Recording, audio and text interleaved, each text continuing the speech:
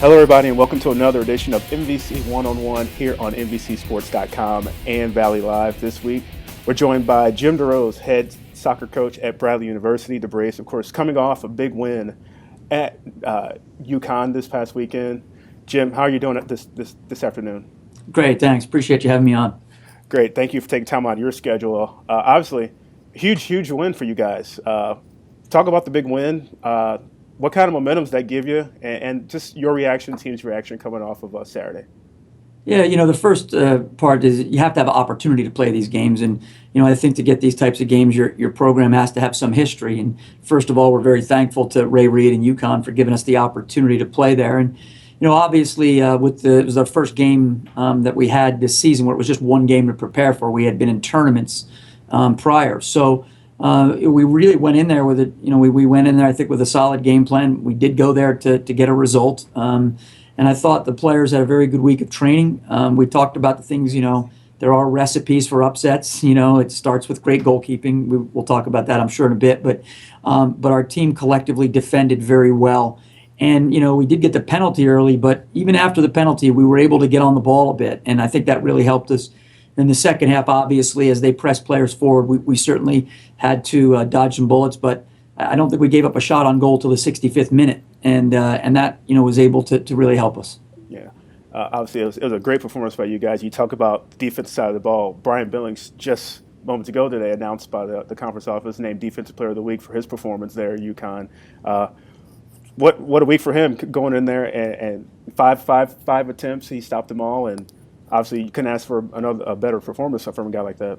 No, and I think the most special thing that he did, was actually not as much the shot stopping, is just handling the crosses, handling the balls over the top with very fast players. And I felt good for Brian because, the weekend before didn't go well for us at all out in Vegas. We kind of, ran into a perfect game by Vegas on the first night, and Brian gave up 4 goals and, didn't put a foot wrong and made some great saves. And we played a very good teams there. Riverside, obviously, it's a good team. They still might be undefeated, I think. And,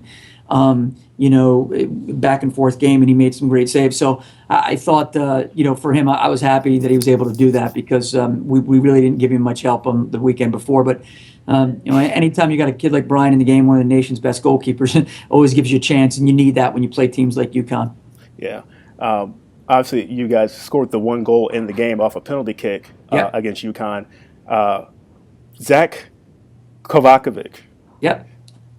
I read here that he has taken 2 shots in his Bradley career prior to that penalty kick. What was the thought process of having him take that shot for you, and just sort of what do you think his reaction was? Yeah, maybe he was surprised, but at the same time, Zach is a great ball striker. Everyone that knows soccer knows there's guys that just strike a ball well consistently. And, with some of our traditional guys gone, Johan Graf, some of these other guys that have been in, just wanted a guy, who's been around the program, even he's a defender and he hasn't played a ton, but he's the type of guy that's pretty unflappable, and for me, the athleticism of their goalkeeping is so great.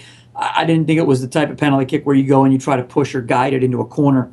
You need a guy maybe a little fearless, goes up there, hits it as hard as he can, and I think that helped because the goalkeeper did get a finger to it, but he hit it so hard that it was able to go in. And I think we all have confidence in him, and he was the guy of the night, and certainly did what was asked of him.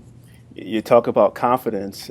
You guys didn't have the only top 10 non-conference win for the league this week. Evansville also defeated number 6 SLU earlier in the week.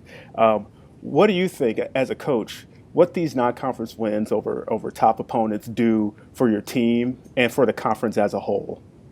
Yeah, no, certainly a great win by Evansville. Evansville was in our tournament opening weekend and snake bit on the weekend for them. I thought they could have easily walked out of here 2-0, and that's soccer. But I think, look, there's a challenge out there. Once Creighton left, everybody was guaranteed to get that game at least once a year, and many of us twice a year, because of the conference tournament. And with that type of quality going away, it's incumbent on all of us to go outside and do those things. And more often than not, you're not going to get those games at home. And fortunately, Evansville was able to get that game at home. But a lot of our teams have gone out and taken big swings. You look at Edwardsville.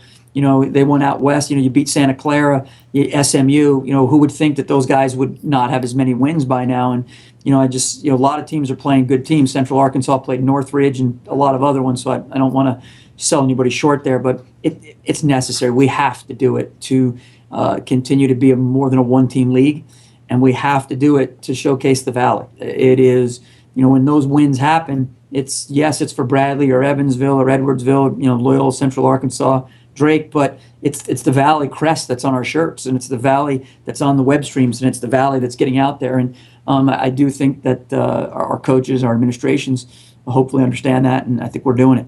Absolutely. We talk about there's another opportunity on the schedule. Drake actually will take on number 9 New Mexico Right. Later on this week, and you guys will be at Denver at Air Force.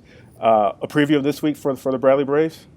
Yeah, well, our game with UConn started, I think, a stretch of 5 of 6 teams that were in the NCAA tournament last year, and and so obviously, when you go out west, in particular to Colorado, you're going to altitude. You're going to play a very difficult sport on the road at altitude for Denver, and then up to Air Force. And for those that have been to Air Force, you can't get much higher than that when you go there and play. So that's going to be a huge challenge for us, especially coming off of the UConn result. But it's college soccer. Every game's a win and every game's a loss. And no one really cares too much what you did the weekend before, your injuries or anything like that. And we've crisscrossed the country, and but it's going to be a little bit of a battle of wills and a battle of attrition, and I think we're ready for it, and the guys are looking forward to hopefully showing that our performance in Vegas was hopefully an aberration.